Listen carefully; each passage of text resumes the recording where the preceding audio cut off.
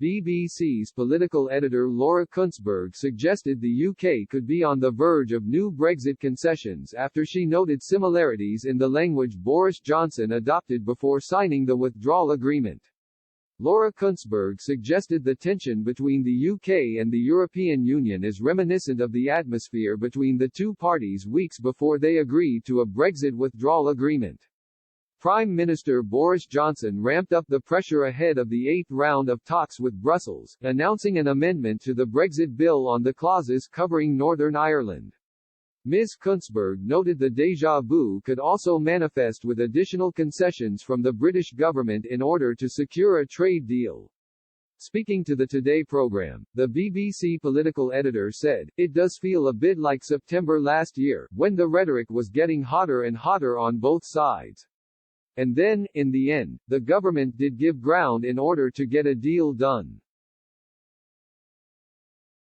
But this kind of rhetoric, this kind of narrative, the Prime Minister putting down a new deadline of October 15 and saying, "I'll walk away if the talks don't get concluded or make significant progress by then."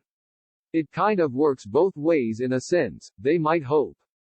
Because it seems the government is preparing the ground so if they fail to conclude a trade deal, it's not a surprise if the UK walks away. She added, but also, if there is a last-minute deal, and the UK perhaps itself gives some concessions, well, the government could say, well, we were jolly tough, we said we'd get things done and we got what we wanted.